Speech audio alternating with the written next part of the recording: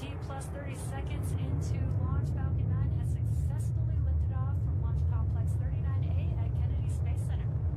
Now the vehicle is going vertically, but it will begin to move horizontally. We're going to gimbal Falcon those. 9 power and telemetry are nominal. We're going to gimbal those engines. We're still going up, but now Engine air pressure is nominal. Vehicle was supersonic. We'll be moving horizontally, and that helps the vehicle get into orbit and avoid being pulled back down to Earth. And we are coming up on max Q. This is the largest structural load that the vehicle will see during ascent. Max Q. There's that call out. We've passed through max Q. And we do have a few events coming up in quick succession. That'll be MECO, stage separation, and SES-1. MECO is main engine cutoff, and that's where we will shut down all 9 of those M1D engines that you see there burning bright on your screen. That prepares the vehicle for stage separation. That's when the first and second stages separate from each other, and the first stage will begin to make its way back down to Earth, while the second stage carries the payloads and continues with its journey with SES-1, or second stage engine start 1. And that's where we will ignite the MVAC engine on the second stage.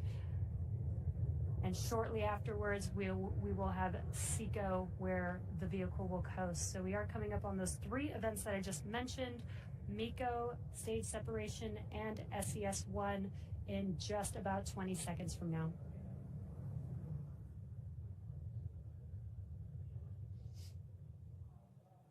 Some really cool tracking views here of Falcon 9 and those 9 Merlin M1D engines burning bright there.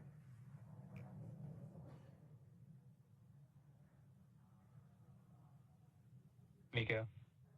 Stage separation confirmed.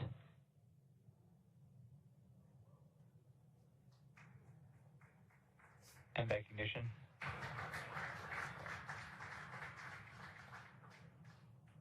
Great views. We watched as we shut down those 9 Merlin M1D engines, stage separation, and now you can see there on your screen that MVAC engine has ignited, again carrying the 2 lunar landers aboard Falcon 9's second stage. And there on your left-hand screen, you can see that the first stage is deploying its grid fins. Those hypersonic grid fins will help guide the vehicle back down to Earth. And in about 15 seconds or so, we will also have fairing deploy. We have the fairing protecting the payloads through ascent.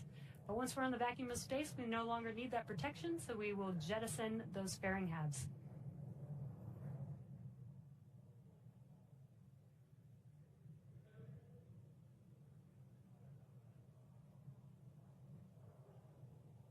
Fairing separation confirmed.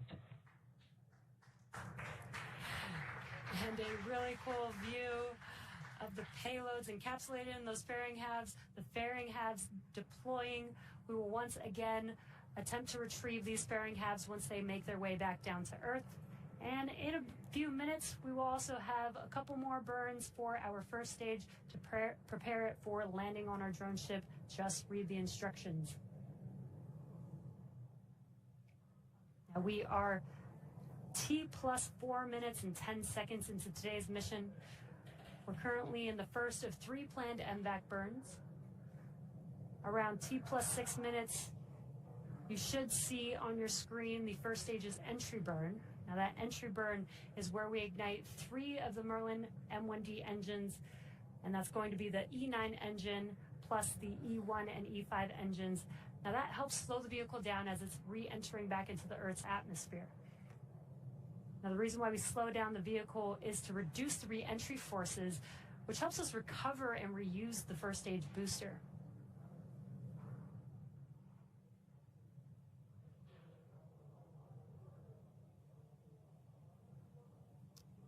So far, everything is looking nominal. Stage 2 still carrying our lunar payload and on a nominal trajectory.